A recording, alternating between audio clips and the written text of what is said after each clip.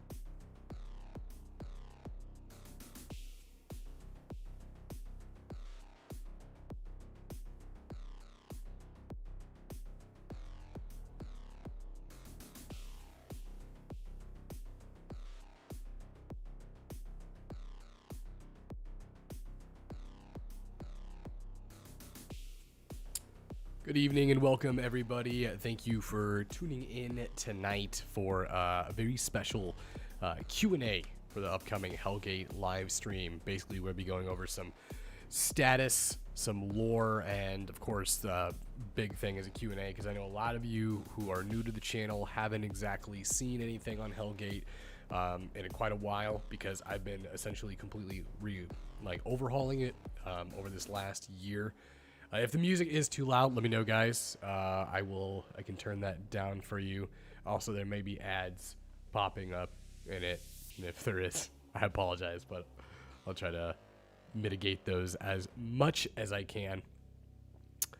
But to start things off, we basically are going to go over kind of where I'm at with the actual beta and what we are planning on doing for this next quarter. So coming into 2022, plan on having this enter into its open beta testing phase for everybody, and I would like it to be, if it is functional in that state, this is when we would essentially start the Kickstarter campaign.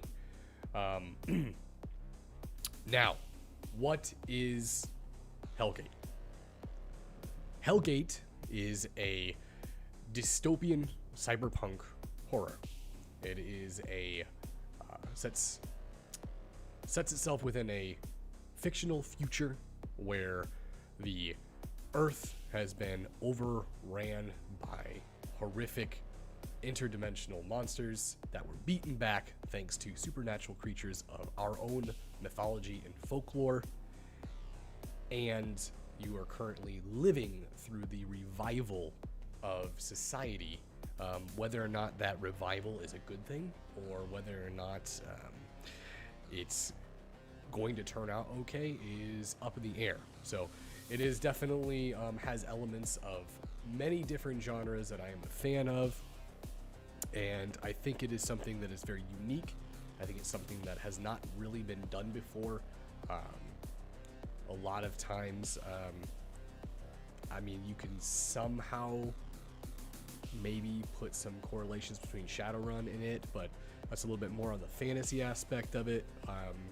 But this is more, I feel like, based within our own world, our own mythologies, our own folklores. But it is not just a, it is not an overhaul of any other system. So this is a completely unique, it is a completely original system. It is not something that I just transferred from another game over. There is a lot of games out there, doing a lot of research, doing a lot of things, double checking work that I've been doing to make sure everything is fine and kosher. There is a lot of games out there, a lot of TTRPGs that are based strictly off of other systems, which is perfectly fine. Essentially, if you have a setting you want to do, you can make a setting and put it out there and use a system that's already been done and already balanced and already ready to use. After all, a system is essentially just a series of mathematical equations. If you think about it, it's just rolling dice, it's rolling numbers. All right, so let me get into what we have. Chapter 1, basically go over, for the beta here, be the basic rules of the evil system, which is what I've dubbed this system. The system is evil, EVIL. So it is an acronym. We'll explain that here later on.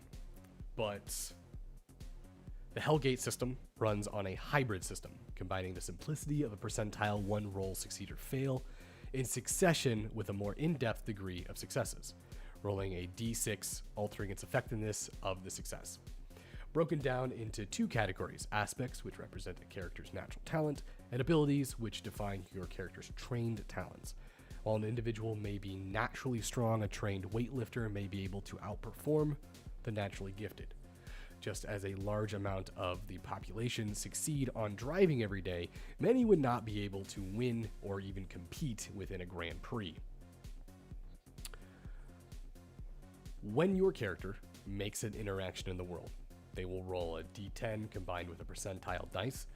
When they use an ability as closely connected to this said interaction to determine if it was a success or a failure. The ability uses a unique node system to determine what percentile must be met. Oh, I think there's an ad.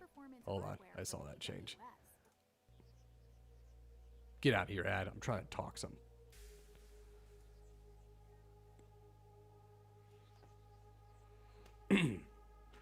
Now, where was I?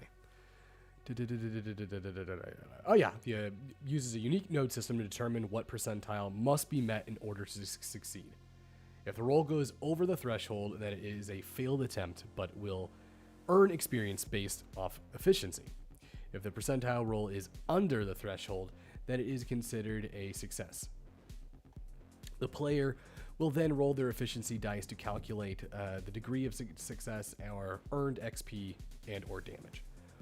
Only 5s and 6s are considered success for efficiency dice. This is called effect versus innate law. Evil. This makes the succeed or fail decision easy and simple while creating a complex variety of outcomes. We will use a fictional story of 3 men hitting a baseball for an example here. All 3 succeeding to hit a baseball with drastically different results. Now, there's a little bit of character fluff in here that's not necessarily needed for the mechanic, but it's just to help give reference. Our 3 men named Sean, Mike, and Robert. Sean is 19 years of age and has a meek build and frame. Hobbies include watching baseball and playing video games. Mike is a 35-year-old retail worker with an average build. Hobbies include woodworking and watching movies. And Robert is a 24-year-old with a large and muscular build and plays college baseball. Hobbies include sports and weightlifting. All 3 will succeed at hitting the baseball, but how will their innate ability and training help with factoring their successes? Sean succeeds on his melee, but decided to swing with precision and speed using his agility instead of strength he lacks. Sean has 1 efficiency success for his melee percentile success. He then rolls his 3 aspect dice in agility and receives an additional efficiency success, giving him a total of 2 efficiency successes. The ball flies low and fast before landing in center field.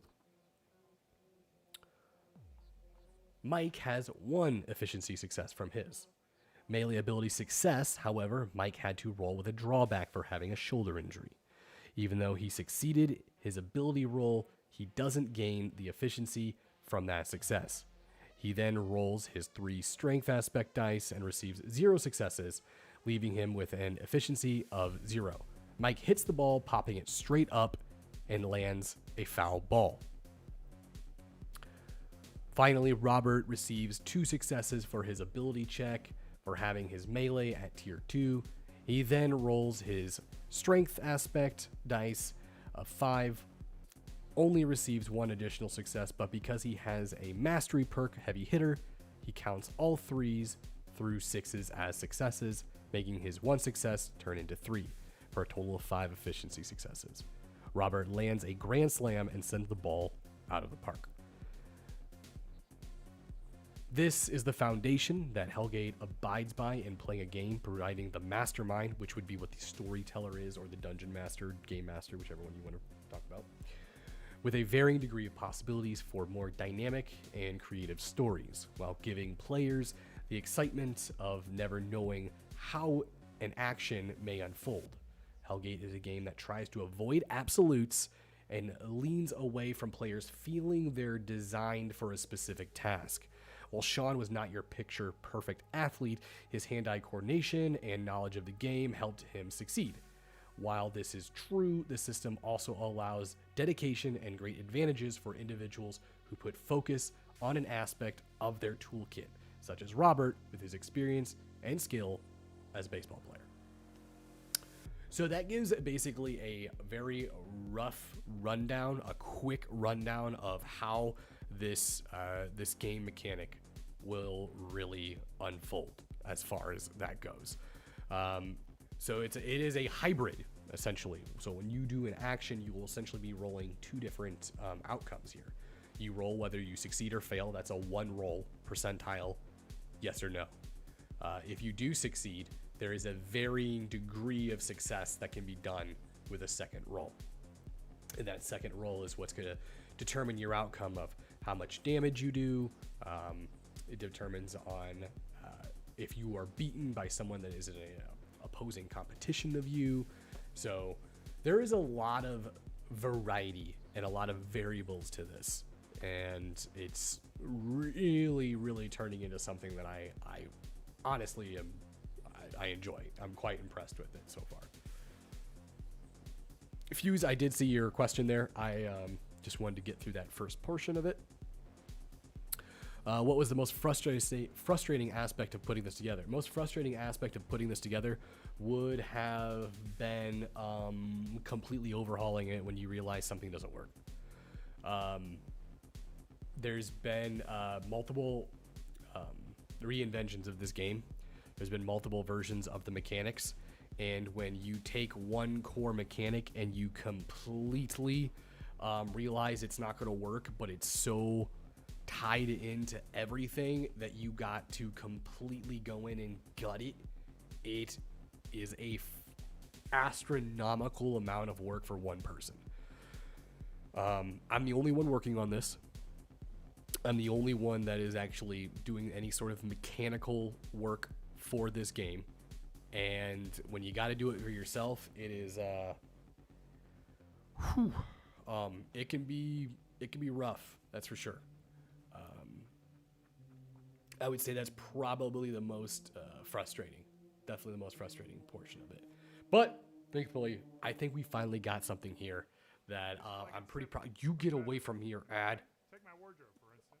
I'm done with you, Beard Brand. Also, this is a weird thing. The guy from Beard Brand kind of annoys me. He just comes off as like slightly pretentious. Like, this is every shirt I own. They're all plain, just normal t-shirts. Okay. So, now that we are back to this,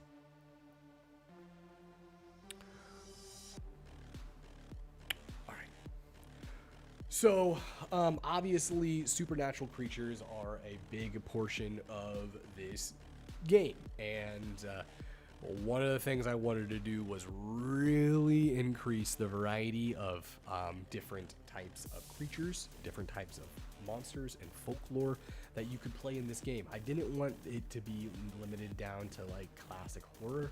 I wanted there to be quite a few different options, and I have added quite a bit to this.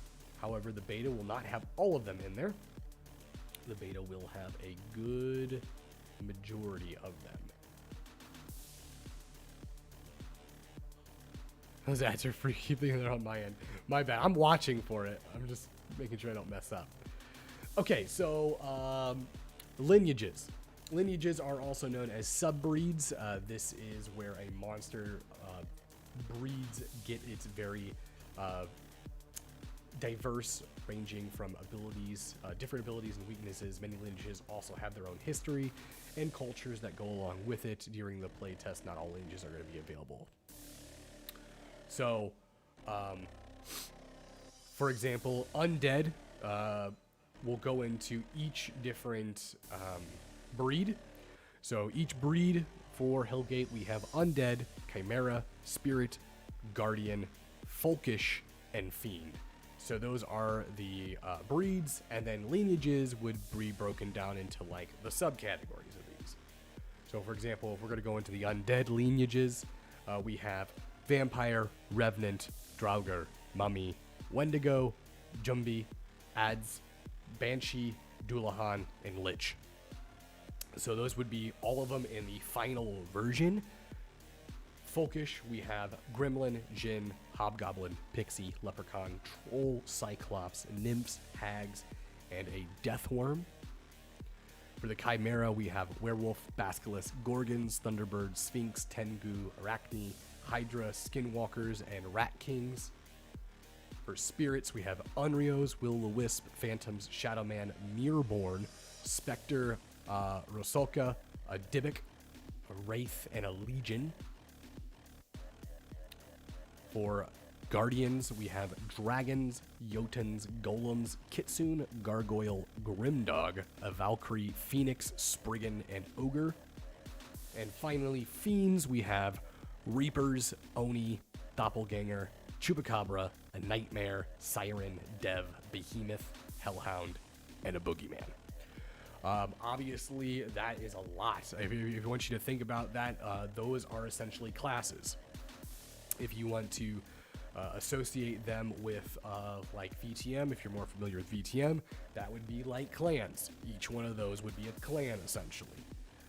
Now, every type of power or every type of ability for every one of these is built into the actual lineage.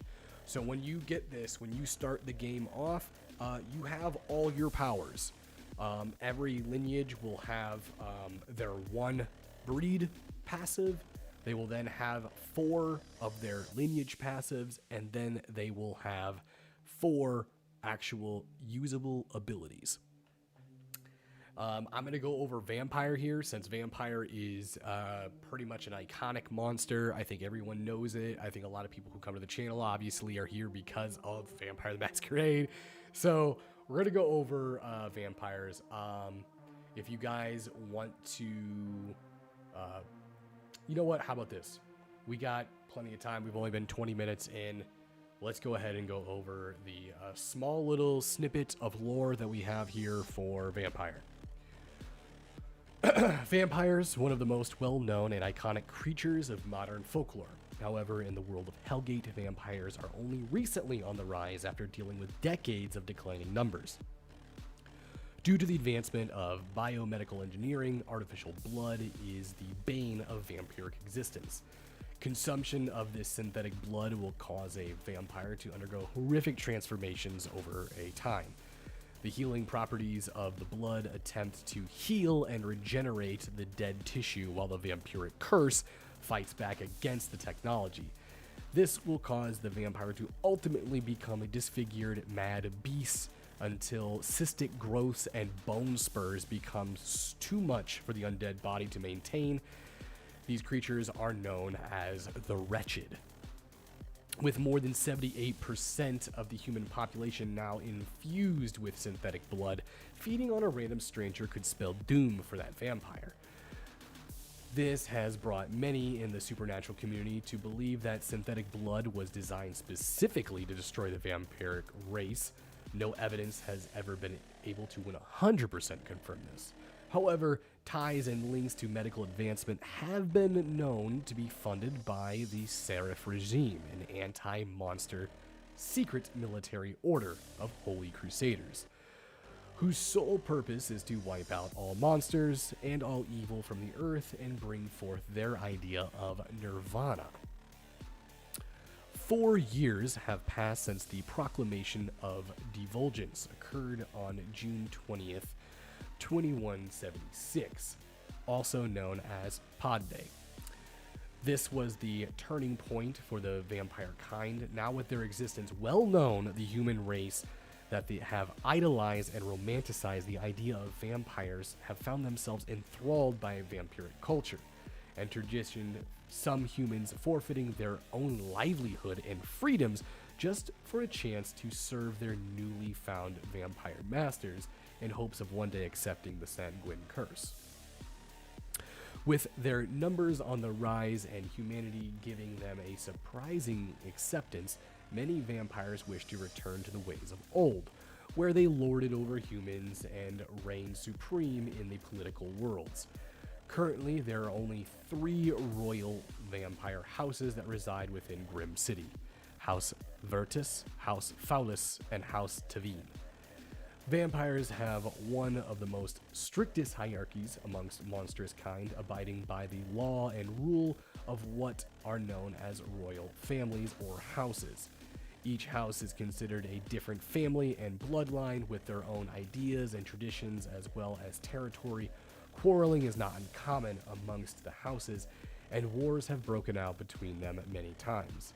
Now, in these newer nights, the fighting has turned to boardroom debates as the 3 royal houses fight for political power within the United States government.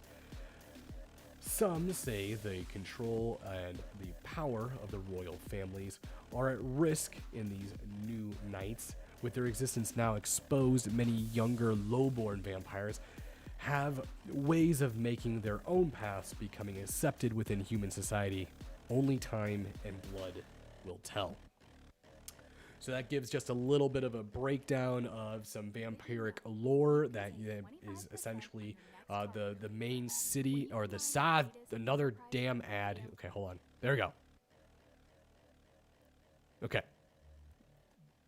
So the essentially the main setting for the game would take place in a place known as Grim City. This would take place off of Lake Michigan, just north of Chicago, since Chicago is essentially a wasteland. It is destroyed. It's ruins. We'll get into some of the people that live outside of the city here in a little bit, but we're gonna go ahead and cut through some of these vampire abilities here. So, vampiric traits, these are all passive abilities that essentially, as soon as you make your character, they are automatically assigned. Your powers are automatically assigned to you, but passives mean that you don't have to roll for any of this stuff. You just get it. So, Undead Vigor, gain a free node in Vigor and your choice of Strength or Agility. Scarlet Thirst, drinking blood allows the vampire to make a 1d6 regeneration to heal their vitality nodes. Timeless Sleep, although a vampire has no need for sleep, if they choose to, they will regenerate to full vitality by the time they awaken.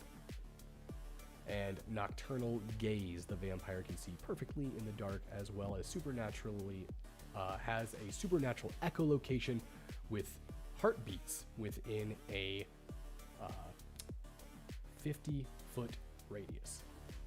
So pretty decent as far as that goes.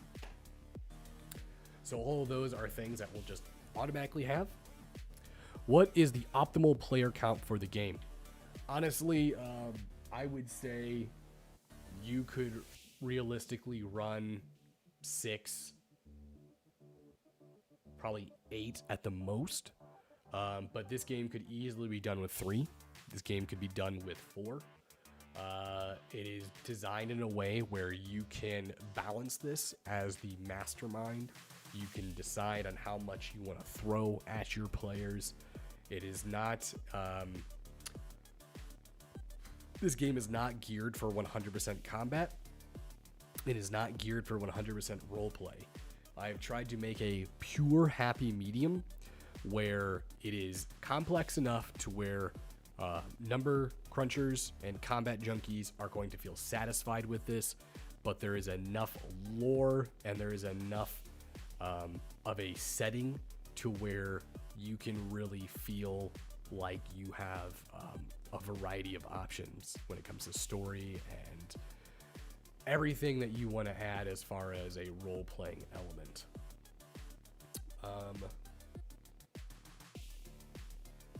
Okay.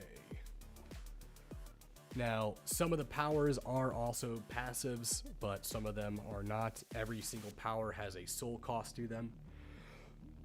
There is a soul mechanic within the game. It is essentially going to be your equilibrium. That is going to be what makes it to where you are able to retain control over your monstrous nature. Even creatures that are typically docile and are kind have a monstrous nature to them. There is a sect of individuals known as the Children of Pandora. They believe that when Pandora's box was opened, that is where all the monsters of all the world and all the folklore came from. They believe that they were released on purpose, intentionally, to cause as much dismay, pain, and suffering to mankind as physically possible.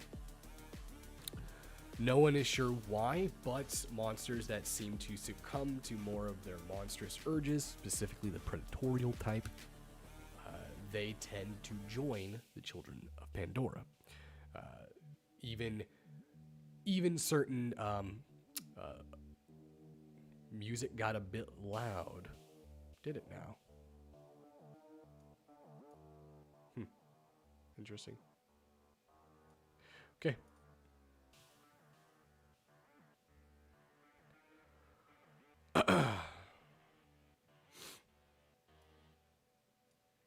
put it down to pretty much nothing then. So, yes, even and a word that supernaturals call themselves would be subhuman. So they are considered subhuman. Even subhumans that have lived very virtuous, very, very timid lives of non-violent, law-abiding, if they push themselves too far, they have a chance of essentially becoming one of the children of Pandora. It's kind of, it is a check and balance system that's placed into the game on purpose to make it to where you don't want to just willy-nilly abuse your powers and go balls to the wall 9 times out of 10. So there is repercussions for basically going power crazy. Now, I want to go ahead and open up Q&A. I want people to go ahead and freely ask any questions that you guys want about anything, lore, pretty much.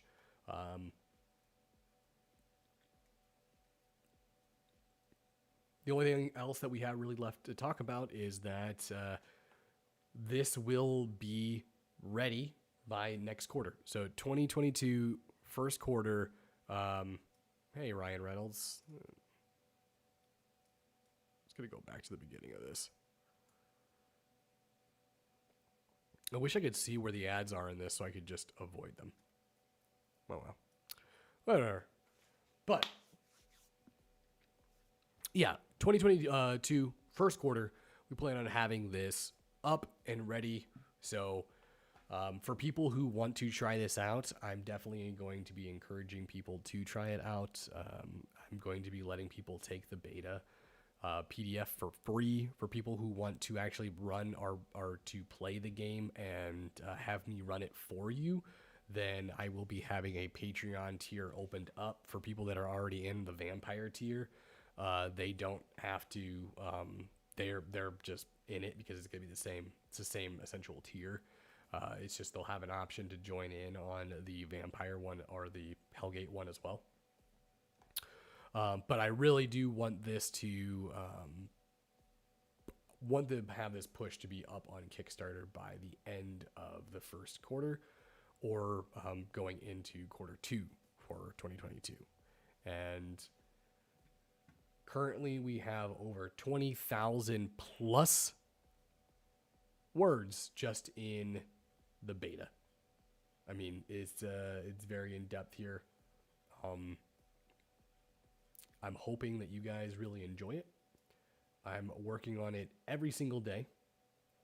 And of course, you wouldn't have a cyberpunk type game if there wasn't augmentations and cybernetics involved in it, which there will be, do not worry. There will be plenty of augmentations in this game. What aspect of the world, like lore or creatures, are you the most proud of? That's a great question.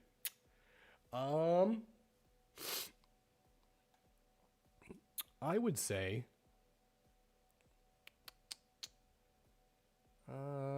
let's find them here.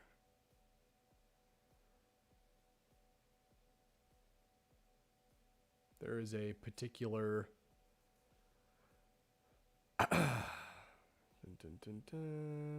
the particular monster here, creature that I was quite fond of making.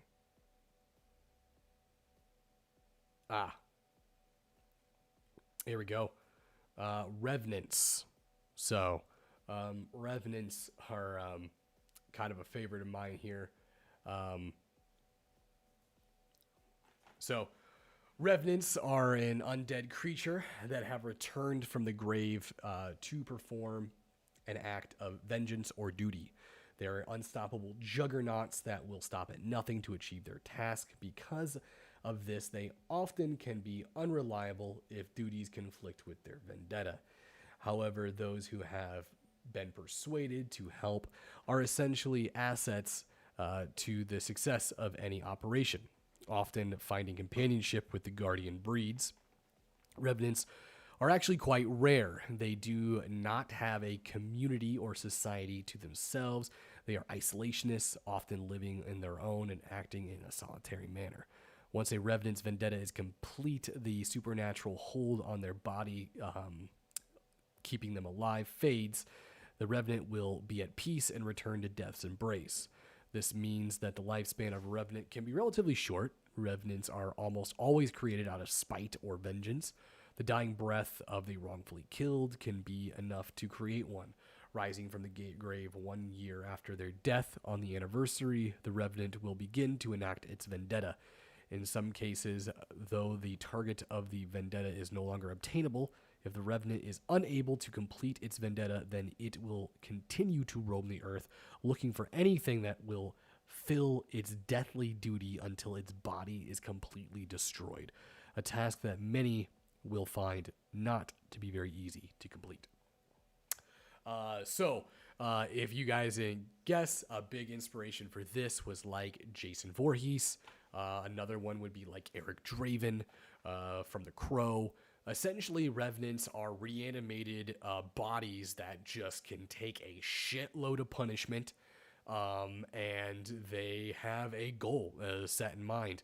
Within the Hellgate universe, they were actually mass-produced, created, which is really fucked up. Essentially, the military found a way that they can artificially create Revenants. So they purposely were killing soldiers and in a way to bring them back as Revenants so that they could use them as shock troops and make their vendetta literally be what their target of opposition was at the time. So if the military was at war with said country, they'd make your vendetta is this. And they would just come back and kind of almost, I guess that in another way, they're very much like Universal Soldier. If you guys ever saw Universal Soldier, it would be another good inspiration for them. Another really cool thing I really like about this is the fact that their Revenant traits is Vendetta. So one of their traits is called Vendetta. You as the player, if you choose a Revenant, you get to choose your Vendetta. You get to choose why you came back. You get to choose what your ire is going to be. So if you want to play a character where you're like, I just want to play this character for this one shot, I want to try to get my vendetta done and over with and then be able to play another character, that's fine. Or if you want to play a tortured soul who essentially is doomed to walk until destroyed because, you know, whatever your vendetta is physically not available anymore. You know, a person that passed away within the year before you came back. So I really, really do enjoy the Revenants. They are very fun. I'm a big fan of all of the undead. The Wendigos in here are really, really cool. I like them specifically because I add a little bit of flavor to all of them so that you as a player kind of can get an idea. For example, the Wendigos. Because obviously they can't just continuously be eating human meat. They can't be just constantly going out and murdering people. Wendigos are insatiably hungry all the time. They constantly need to be eating. So you as a Wendigo, as a player, you could have that be very much part of your role play. They're always going to be eating chips, always going to be going through fast food lanes. They're always going to be going to vending machines. They're going to smash, 5 double cheeseburgers and a whole pizza, 3 large Cokes, and a box of donuts before noon. And they're just thin as a rail. They're just so fucking hungry all the time. I think that'd be really fun to play. Someone who's just constantly stuffing their mouth. Let's see here.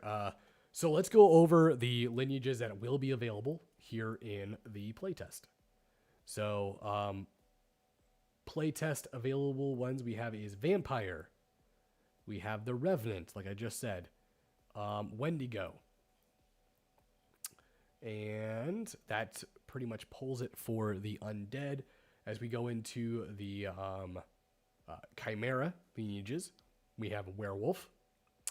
We have the Thunderbird, which is really cool. If you guys aren't familiar, it's basically a creature of folklore from North American indigenous people. And I have them definitely set up to be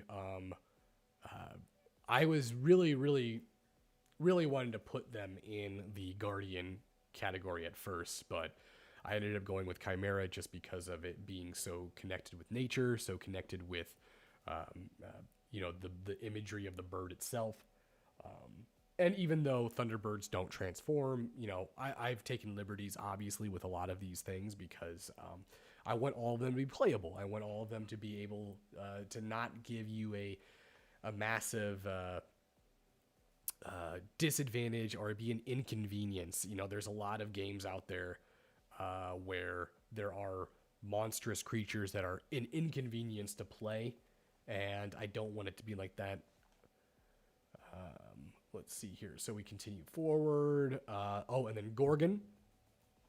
So Gorgon is the other creature for the Chimera breed, which if you guys all know about Medusa, then you know what a Gorgon is. And then moving into spirits,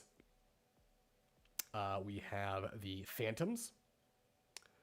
And we have the Banshees. And then we have the Mirrorborn. So the Mirrorborn is essentially a Bloody Mary type character. Mirrorborn are a good example of what they would be like, would be very similar to the Wolf Among Us Bloody Mary character, capable of transporting through mirrors, and using reflections as ways of attacking and disengaging. And I also was very unsure about putting the Banshee within the spirit category. Technically, it's a hybrid. It should be in the Folkish because it's kind of a fae. But, how tall are Gorgons and how much do they typically weigh? Well, it definitely depends. We'll go over here. We'll read a little bit of the Gorgon lore since Cookie, little spoiler for anyone watching this, Cookie will be playing a Gorgon in the upcoming series. So the most well-known Gorgon was Medusa. However, her sisters, Sefino and Uriel, are actually the more powerful and immortal, unlike Medusa, who was slain by the demigod Perseus. Both Sefino and Uriel rule over the Gorgon society known as the Dread Queens. These serpent-like creatures with the power to turn one into stone originate from Greece and are rather cruel and spiteful by nature. Unlike the stories of myth, Gorgons can forego the action of turning one into stone when anyone meets their gaze. But they love the fear and avoidance they get from other beings that fear the tales. Now, in modernized world, Gorgons find themselves fascinated with the advancements of technology, many becoming cyber knights. Others now, free of their isolated existence, blend into society, looking to seize power for their queens wherever they can. And cyber knights, if you guys are not, obviously you guys are not, that's why you guys are here. Cyber knights are people who basically go under complete head-to-toe cybernetic augmentations, meaning they're more or less a cyborg than anything else. They may have blood and a heart and a brain, but that might be about it. That might be really the only thing that's really making them still there. I mean, it's a kind of a question is like, are they even alive? If that makes any sense. Gorgons are actually pretty interesting too, because one of their abilities here is death and rebirth. This is a trait, so they get this upon character creation. It's passive, so it's always going to happen. If a Gorgon is killed and the body still remains, the blood will begin to pool and form a small viper. The viper will then need to find a warm place to rebirth into. Its Gorgon for taking 2 weeks for their new form, and becomes whatever sex and physical description they want. If the viper is killed, then during this phase, it is destroyed completely. So, Gorgons, if you don't kill the little fucking snake that comes out of their blood pool, they are immortal. They can keep coming back, and they can change their sex. They can actually change their... In many ways, a Gorgon in itself is just naturally non-binary, because it really can be either sex it wants to upon death. However, another little tidbit, obviously that's not the full Gorgon lore, but they are very much a matriarchal power system, being female in their eyes. That is the superior form. That is what both the Dread Queens have taken their form to be. And they will actually forbid certain individuals from rebirthing into a female sex if they have not found them. If they have not found them to prove themselves yet to the Dread Queens. So you will actually find that most Gorgons will appear male, but most Gorgons will strive to die so that they can return female. Very interesting culture they have. All right, so moving on. I apologize, everyone. I'm getting over another cold. Moving on into the Guardian lineages, we have the Valkyrie. We have the Ninetails. And we also have... I think they're... Oh, and then, of course, then we also have the Grimdog. So that will be for the Guardian. And then for Fiend, we have Doppelganger. And Reapers.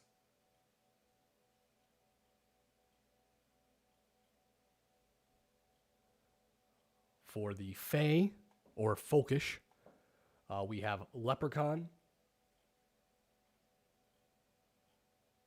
And Pixies. So that will be pretty much all of the playable... Oh, XP. You want to know how like XP works? Okay. So this is a very, very interesting mechanic here. You will have your starting XP. So at character creation, basically you'll get your starting XP. You'll get to apply all your bonuses from your lineage, from your breed, and from your not your background, but your credentials. So your character will also have credentials along with it.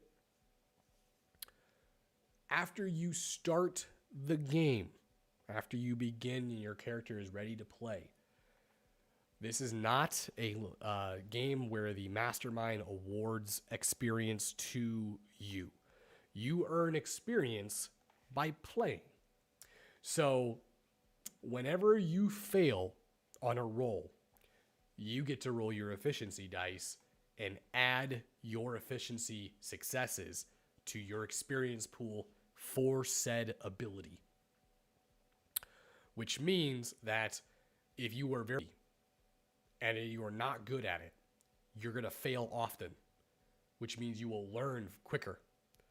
The more you become trained at something, the more you become better at a task, it becomes harder to gain experience for that because you've already learned the basics. You've learned the majority of what you're going to learn. If you look at real life, you learn the most of what you're going to learn about a topic within the first day of researching it. First day or 2 days, first week, let's say. That's where you're going to learn the most. Because you went from knowing nothing to now knowing everything you picked up and absorbed within a week. But after you've been doing something for a year, how much is there that you don't know about it? After 2 years, how much is there you don't know about it? After doing something for 10 years, how much is there that you don't know about it? At some point, it's going to get to that point where you're like, I've said it all, I've done it all, I've seen it all.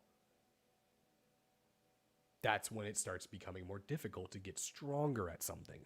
And the rare chances that you do begin to fail, guess what? You get to roll a little bit of experience. You get to get better. If I had the character sheet up and ready, I would display it so I could go over the actual node system and how that's going to work.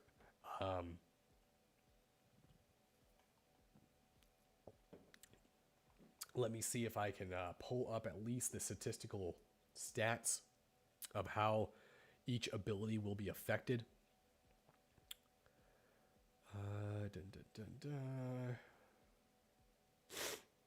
Apologies.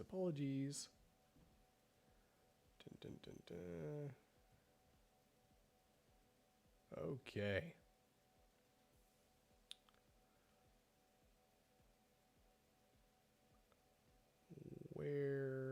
Here we go. Now, let me...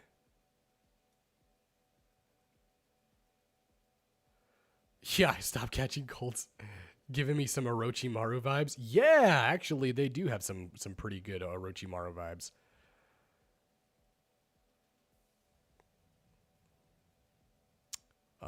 Let me... Hold on, let me see here. If I have display capture on... Let me turn this off. Okay. Cool. Let me bring this over now. And then I can show you guys. And we're just going to take the music and we're just going to cut the music for now. That way I can just see the chat and then... Okay. Let me get this up here. And bring this over here. And then, okay, so it might be a little bit hard for you guys to see, but right here, every ability has a tier. If tier 1, so this would be a base character, you don't have any any bonuses to it. 1 dot or 1 node would be 30%. Then 2 would be 50, 65, 70, 85%. Now, if you notice here, efficiency successes 5 through 6. At tier 2, it becomes 4 through 6. And at tier 3, it becomes 3 through 6. So that means that pretty much on tier 3, you are going to be having a 50% chance to be getting an efficiency success on that roll. And even with only 1 node, it's almost a 40% chance. Oh, it is a 40% chance. Now, the difference is now you don't have to do this whole like, okay, I'm tier 1. I got to do 30, 50, 65, 70, 85, and then I go up to tier 2. No, it doesn't work like that. So you are allowed to tier up whenever you want. And the tier nodes, whenever you tier up, will drop by 1. So if you go up to 85% here, if you go up to 5 nodes and then you tier up, you're going to drop down to 80%. So every time you tier up, you drop down by 1. It's almost kind of better to tier up first and then start climbing when you get up to the higher ends. This is a way to keep power scaling done efficiently. And it's much more effective than the original XP earn and gain that we had. Here in the physical abilities, we can go over some of these. We got Vigor, CQC, Guile, Pilot, Assault, Stealth, Aim, Melee, Dodge, Acrobatics, Movement, Logic. We have Deception, Persuasion, Insight, Menace, Command, Streetwise, Examine, Survival, Grit, Industry, Scholar, and Deduction. In Tech, we have Firewall, Hacking, Mechanics, Lab, Tech Weapons, Cybernetics, Explosives, Sabotage, Scan, Virus, Gadgets, Heavy Weapons. And then in Mystic abilities, we have Flight, Elemental, Dispel, Arcane, Occult, Illusion, Primal, Astral, Mind, Transmute, Barrier, and Enchantment. There is also a Prowess system, And a prowess is like the hybrid between your ability and your aspects. So, for example, let's go over to force, right? Force, used to create a static number to calculate damage as well as feats of strength. For example, breaking an object may have a force check number to see if one can break the object. A door with a durability of 10 requires a minimum of force 10 to break. So that means there's no roll. You as a mastermind, you're like, this door is a 20 force door. That means that it's made out of pure metal. You cannot just go up and punch it. You cannot roll and get a automatic success and just break it. No. If your force isn't high enough, you can't break it. And there's a lot of things in this game that I've tried to take from a realistic mindset approach and apply it to a game and make it work and make it fun. This way, if, for example, if I, myself, Quentin, tried to go up to a metal door and punch it, how many times can I punch that door before it breaks?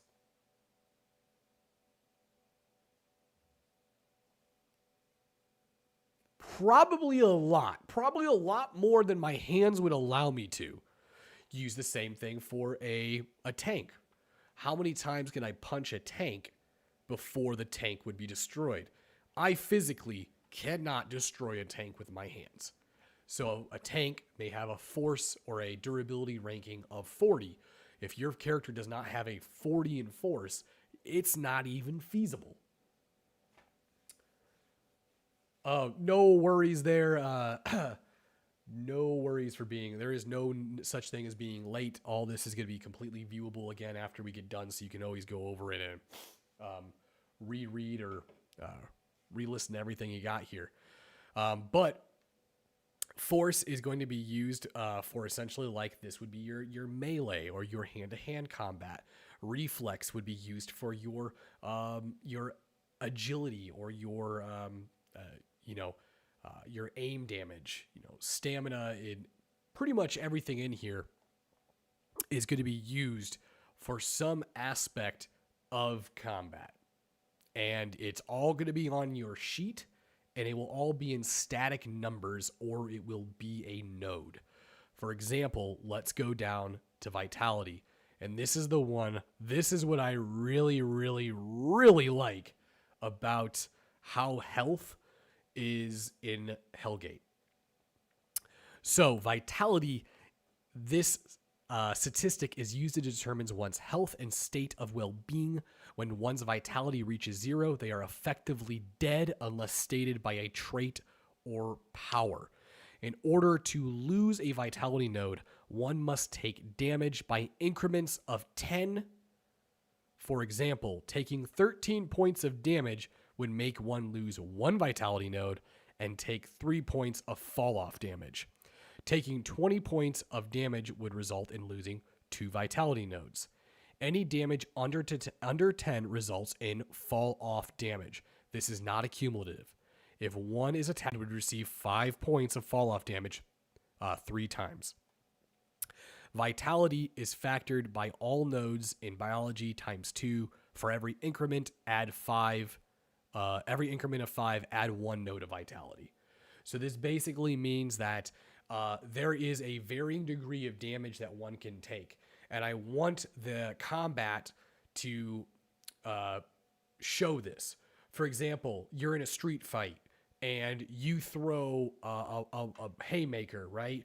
You score a success on your CQC. You're going to land with it, but you roll 0 with your efficiency. So yeah, you hit, like you punched him in his shoulder, but it didn't get to do any damage. It's not going to kill him. It's the same thought process of how many times can I punch a tank before it's destroyed, right? And then on top of that, you've got, your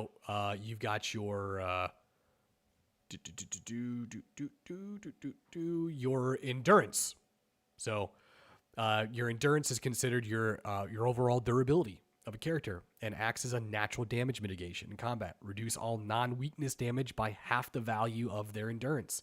Successfully guarding will reduce all non-weakness damage by the full endurance number. Endurance is factored by strength plus resilience and your size modifier.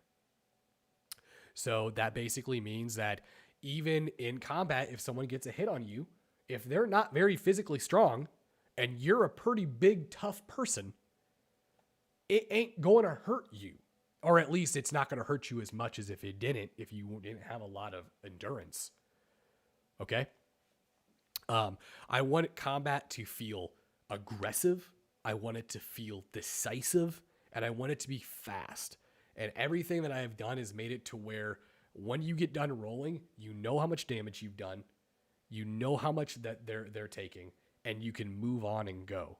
And in the fact that you're not bound by a one action turn, or you're not bound by the action, bonus action type situation of D&D. For example, 3.5 got a little too crunchy for my opinion, as far as what you were able to do in a turn. So what I did was I simplified it and just made it and turned it into, where did I put it? Reaction. Okay. This is a character's overall energy output in combat. Any action taken during combat will require reaction based off the reaction cost list. So see Combat Advanced Mechanics. Reaction is recovered based off of stamina stat at the beginning of their turn. Reaction is factored by one's cool plus stamina plus agility. For every 5 points of reaction, similar to vitality, you will gain 1 node in reaction. And what this means is that it doesn't matter if it is your turn. It does not matter if it's not your turn. If you have reaction to use, that means you get to react. So if you go into combat and you're like, I'm going to blow every single reaction I have and pummel this person into a bloody pulp, you can do that. You can literally exhaust yourself to the point where you can't fight. You're spent. But the problem is defending yourself requires reaction. Being able to guard requires reaction. So if you go all out and you don't take this person down, they're going to turn around and they are going to make strategy in their combat allows them to really feel like combat is engaging. They have to think about their movement. It doesn't turn into this, it's my turn, rinse, recycle, the same ability. It's my meta move. It's my meta thing I bet. You can do that. So, 100%. Did I just, did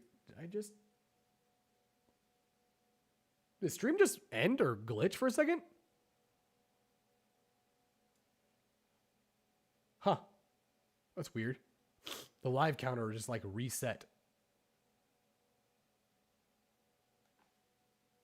All right, I think we're good. Yeah, for a moment. Okay. All right. All right, it glitched. Okay, cool. All right, we're back. Now where was I? Okay, yeah. Thank you. And this is not just all about combat. I built in there is a clear way to do this in a more of a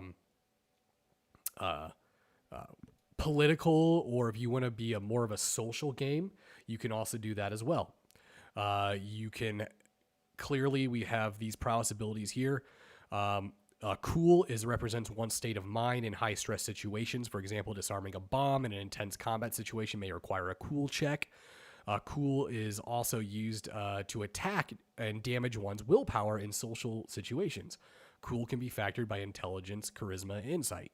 And willpower right here is off of a node system as well. So, give you and tell you secrets, things like that. A lot of games kind of have a central theme, VTM being fight to maintain humanity despite being a monster. What would you consider to be the central theme of Hellgate? Great question, and thank you for asking that. So earlier in the stream, one thing that I did bring up is that no matter what breed, no matter what lineage, no matter what type of supernatural creature you are, every one has I believe my soul mechanic is actually right here. Soul mechanics.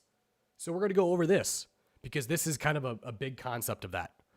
The power of one's soul. The esoteric nature and mystery behind it can be profound, but one thing can be certain. It is a power nonetheless. Every character will begin with a soul pool of 0. As a character uses their supernatural powers, they will find that these powers have a soul charge to them, or a soul cost, increasing their soul pool by the number associated with the powers. Your soul pool cannot exceed your prowess status statistic of cool. If one gains more soul while their soul pool is at its limit, they will be required to make an immediate soul check. For every point in one's soul pool, roll 1d6. All 6s will result in a node of willpower damage. If one's willpower is at 0, then break one soul lock, reduce one's soul pool by 1 after any soul check. So soul locks, every character starts with 5. Soul locks. Once a player loses all soul locks, their character becomes one of the broken and will no longer be a playable character. Joining the ranks of the antagonists, soul breaks are permanent and cannot be restored after being broken. Essentially, this is a checks and balance system put into the game to make it to where you can't just go crazy with your powers. If you just go all out with your powers and don't keep some level of control with you, your character's soul will essentially take so much damage that they will become one of the children of Pandora. They will become one of the broken. And they are a major antagonistic theme of this game. And this is really set in place for a lore reason. And it's set also in place to prevent meta or power gaming. So people cannot, even if there is, because there are powers in this game that are very strong. They're very, very strong. And this will prevent people from abusing them to the point where it becomes unfun. Because if you do abuse powers like that and you go crazy with it, then you start breaking soul locks. And after 5, you lose your character. But that's just on a personal level. On a setting level, Hellgate takes place in a dystopian supernatural future. So there was a assault upon the planet by an interdimensional beings that are basically malignant photons. They're evil light. And there is no name for them. We as humanity and subhumans call them demons because it's the closest thing that we can place to them. Even though they are not your typical Judeo-Christian demons, they possess things that they touch. And these entities were essentially beaten back because subhumans, monsters, that's what they call themselves, subhumans, they helped humanity fight back the demons and reclaim the world. And currently, in the current year, in the current setting of the Hellgate game, subhumans and humans are living side by side in cities and are basically rebuilding civilization from the destruction that was left behind from these massive catastrophes and war that was ongoing for decades. But there is a overall theme between both the subhumans and are they better off together than they were before everything? What does it mean to be really human? And what does it mean to be subhuman? What is the difference between the two? And can they coexist? Because the antagonists, one of the broken, the children of Pandora, they believe that Pandora's box was opened on purpose and that they are put on the planet to cause as much pain, as much suffering, as much strife to humanity as they possibly can. And that it's the natural law of things. So a lot of it is, are you as a subhuman resisting your natural nature, or are you progressing to go beyond what you are perceived to be as a monster, as a subhuman? That would be essentially the biggest theme that is set within Hellgate. It is very much a magic, folklore, mythos versus technology, advancement, humanity, the progression. Both of those are it's an oxymoron. Science is something that debunks magic. Technology is something that is often, used to eradicate, medicinal or, what's the word I'm looking for? Oh man, I can't think that. When people are using like holistic medicines and things like that, they're very opposite of each other. In the past, people would go to like a witch doctor. People would go to a medicine man in order to heal themselves. But now you have people we have medicine and we have technology and we have things that are proven to work better. There is a common theme within this game as well, where there is definitely the old folklore and myth of man embracing and coming together and colliding with the progression, technology, and advancements of humanity. So thank you for that question. That is something I have thought of a lot in this game. So thank you very much. I definitely appreciate that. Yeah, so we have pretty much, I would say I got about another month of really working on the beta before I'm about ready to release it. So I would give you guys, by the end of January, I'm going to be getting the beta ready to release for you guys. If you guys have any other questions, I definitely would love to hear them while we're still here. If I can think of anything else, I guess we could go over a little bit more lore. Here we go. Outside the cities. You guys want to hear more about that? Because I think I did bring it up that we were going to talk about that. So a Ridge Runner. When you make your character, you are allowed to basically make or add credentials to your character. Credentials are things about your character that they have done, whether it be their profession, where they grew up, who they're affiliated with, etc. So, Ridge Runners. Life in the city isn't for everyone. In fact, some go as far as to never set foot in Grim City. Those who live on the outskirts, past the safety of the city high walls and the defenses, are known as the Ridge Runners. A name for the people who live on their own in no man's land. After the events of World War III, Chicago became a wasteland filled with the casualties and the now abandoned skyscrapers of the demonic invasion. Ridge Runners live in the woods, making small communities of families working together to live their best life, well, at least the best that they can. Raiding and salvaging tech from abandoned cities to the past to sell or repurpose. It's a rugged life, but one many Ridge Runners would choose over the industries of the cities looking to put a price tag on your soul.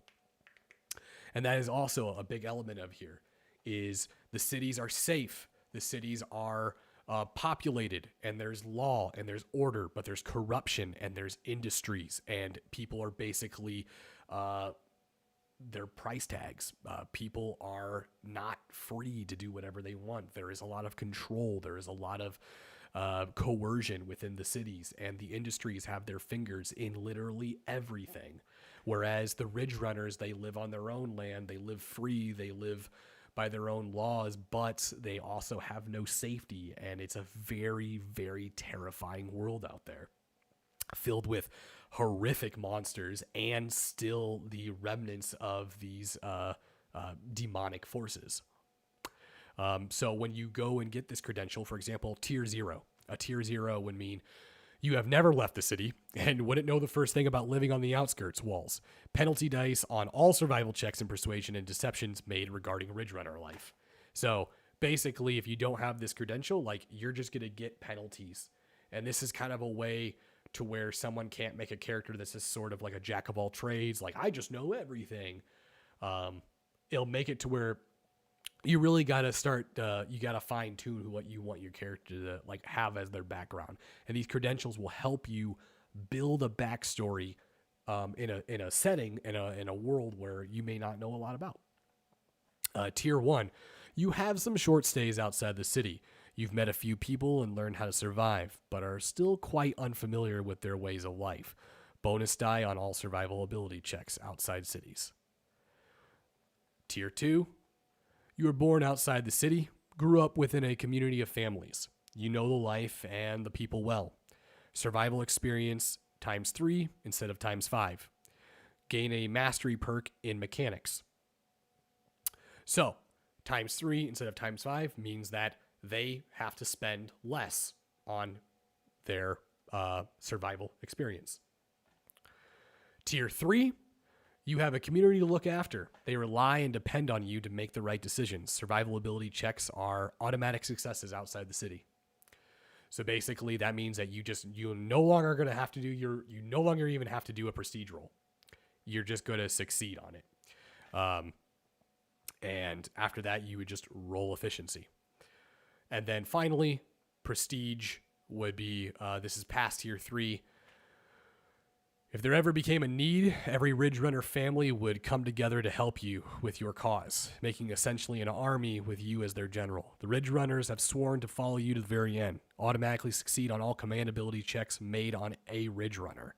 And prestige credentials would only be given out by the mastermind. You can't buy these. So, for example, all of these are after character creation. You can't get these. These would be, you can't buy these with experience.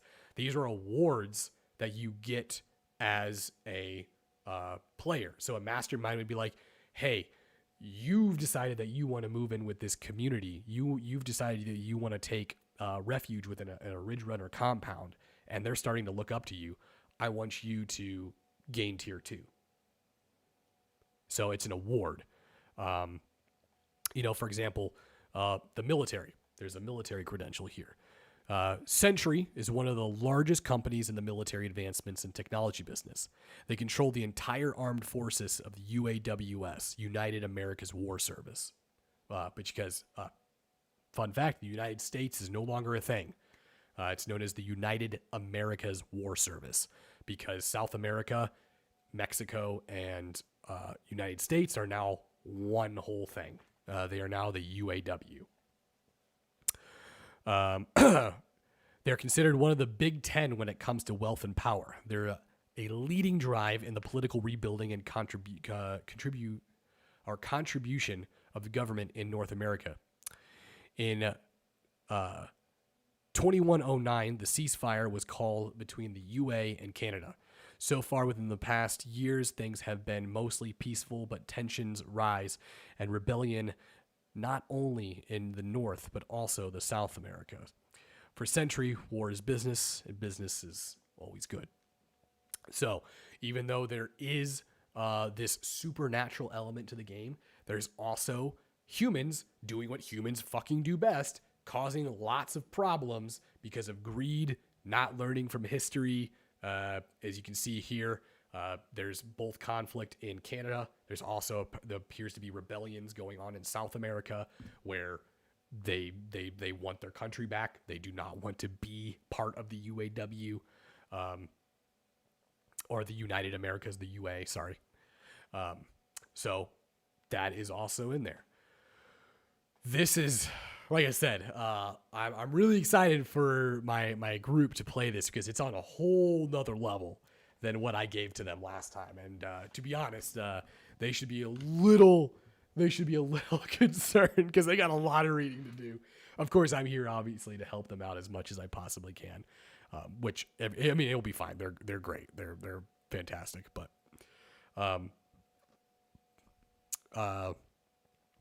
there's one other thing that I want to go over. And I think if there's no other questions, then that's where we'll go ahead and call it there. But show you guys this as well. So as far as the efficiency goes, the tier 1, the tier 2, and the tier 3. Earlier in the credentials, you guys may have heard me say mastery perk. When you hit tier 1, when you hit tier 2, you get to choose a mastery perk. And when you hit tier 3, you also get to choose a mastery perk. So when you level up an ability, and let's say the ability was, let's go with aim, right?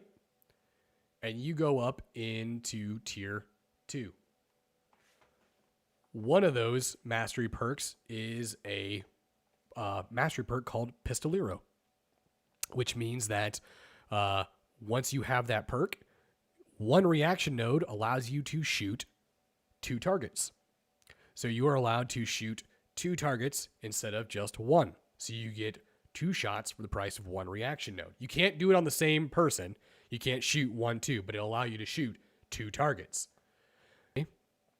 You are allowed to really customize and create a completely unique an original character, because you're going to have a list of mastery perks to go through. And then you're going to have your cybernetics to go through. And then you're going to have your breed that you have. And then you have your lineage. So with all these combined, you eventually could make 100 different characters and have all of them be completely different. And all of them are going to have a unique way to be played. For example, in mastery perks, don't always have to be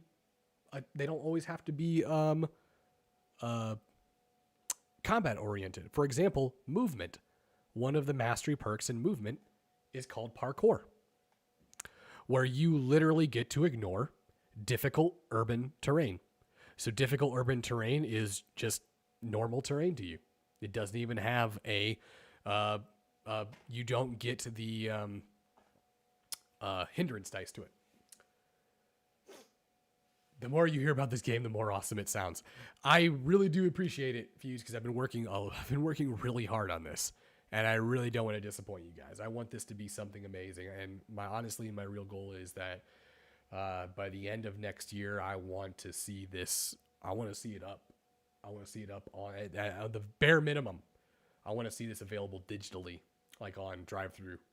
Or my real goal, though, I would love to have this be published, and I would like to have it be put onto printed onto paper. So that's going to be what the Kickstarter would be for. The Kickstarter would be for to hire artists and to get the book published and printed. So that's where we're at right now. I want you guys all to stay tuned as we continue to work on this, but that's going to be pretty much it for now. There will be a whole module, little run through that you're able to do on your own when the full game comes out. But let me save that real quick. Okay. When the full game does, when I have the full beta come out, yeah, there's gonna be a little module in there. So if you guys want to run the game yourself, you can do that. Or if you guys want to have me run it for you, then I would suggest signing up on the Patreon once it becomes available, and I will make time, and we will get as many groups through some test plays as we possibly can. And I definitely know that there are some other channels and some other streamers out there that are interested in having me run for them. So you guys, thank you all for joining. Thank you for giving me all the great questions. I definitely do appreciate it.